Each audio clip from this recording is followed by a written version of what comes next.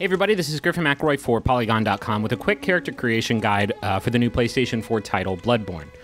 If you've played a Souls title before, you will be very familiar with how the character creation system in Bloodborne works. You have a bevy of aesthetic customization options, which I'm not going to get into in this video, because frankly, it's not too difficult to decide what beard or steampunk goggles you want to put on your character. Rather, I want to focus on the origins, which is really the only decision of consequence that you're going to make when outfitting your character from the start. There are 9 different origins for you to choose from for your character. Decisions like their age or gender have no impact on the mechanics of your character. These are really the only decisions that you will make that determine your starting stats when you kick off the game. Each origin has a different strength and weakness in terms of stats. Vitality determines your maximum health, which is very important because there are a lot of things that want to drain that health in Bloodborne.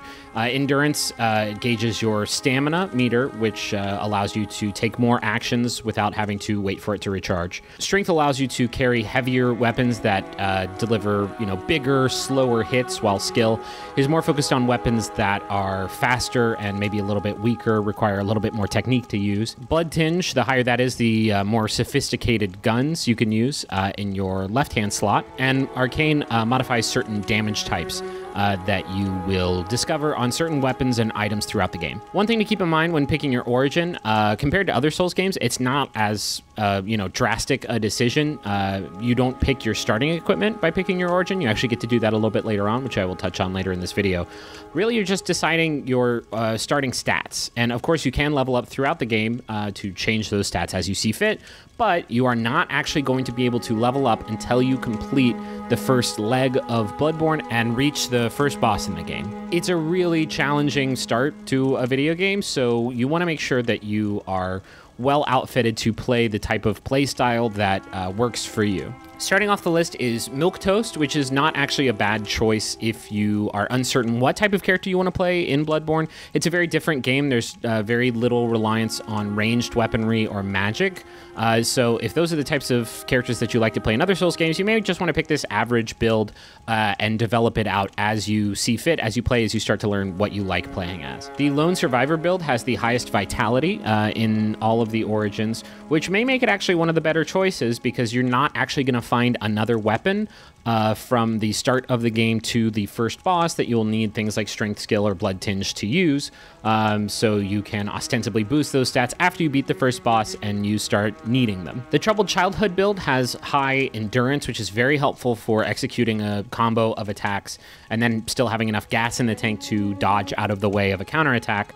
The vitality is kind of low, which may make it a little bit more difficult to stay alive in the early stages, but if you're good at dodging and you like weapons that require skill to use, this is going to be the build for you. Violent Past is the origin with the highest strength of all of the origins in the list, which will allow you to do a little bit more damage if you choose a starting weapon that scales with strength. It also has pretty good vitality and decent endurance to boot. The Blood Tinge is a little bit low, which again is not going to be a huge issue because starting out you'll be able to use any of the starting weapons and you really won't find another one until you beat the first boss. So if you decide that you do want to go for a more firearm heavy route, you can boost that after the boss. The Professional has the highest skill, so if you choose the starting weapon that scales with skill, you'll be able to do a little bit of extra damage in the earliest part of the game. Again, vitality is a little bit low, and endurance isn't as high as some other origins, so you'll have to really make your skill weapons connect if you want to survive with this build, but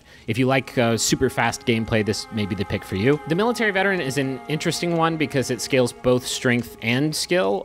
Vitality and endurance are kind of middle of the road, which means that it's not really going to have any extra survivability compared to some other origins, but it will allow you to have a decent starting point after you beat that first boss and start unlocking more weapons that require higher stats in strength and skill to wield. The Noble Sion is going to be pretty tough in the early part of the game. It has really low vitality. You're going to get killed probably a lot with this one, compounded by the fact that you have low endurance also, so you're not going to have a lot of energy to do combos and dodge out of the way. It does have pretty high skill, so if you pick the Threaded Cane as your starting weapon, which again I'll show off here in just a second, you'll have a bit of a better chance staying alive, but otherwise this is going to be one of the trickier builds for the very first part of the game. It also has super high blood tinge, which frankly is going to be kind of unnecessary in the beginning of the game. Cruel Fate has decent vitality, strength, pretty good endurance, and really high arcane, which you're just not going to use a whole lot. So this is going to be kind of a tricky one in the early part of the game. Not as tricky, though, as Waste of Skin. If you look, it's the only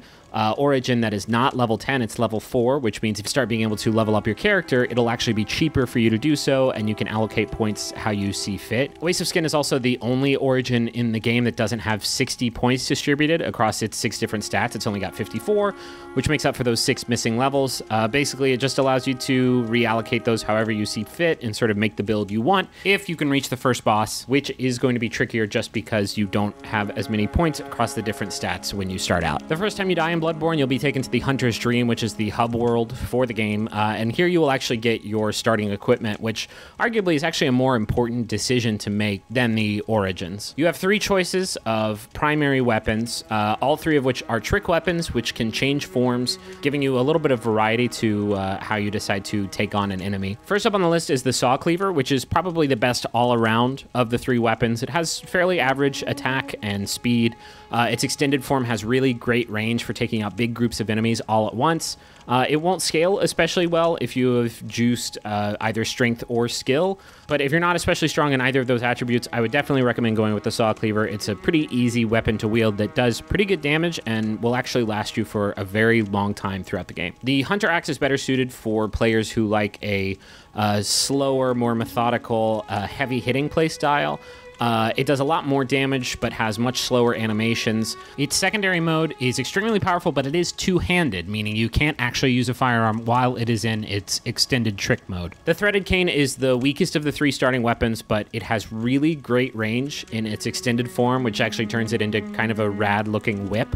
It also scales much better with the skill attribute, so if you picked an origin that has a high skill attribute, you may want to pick this one because you'll be able to get a little bit of extra damage out of it. You only have 2 choices of secondary weapons, both of which are firearms to pick from at the beginning of the game. The Hunter Pistol has much higher range, higher single-shot damage, and a faster firing animation than the Blunderbuss.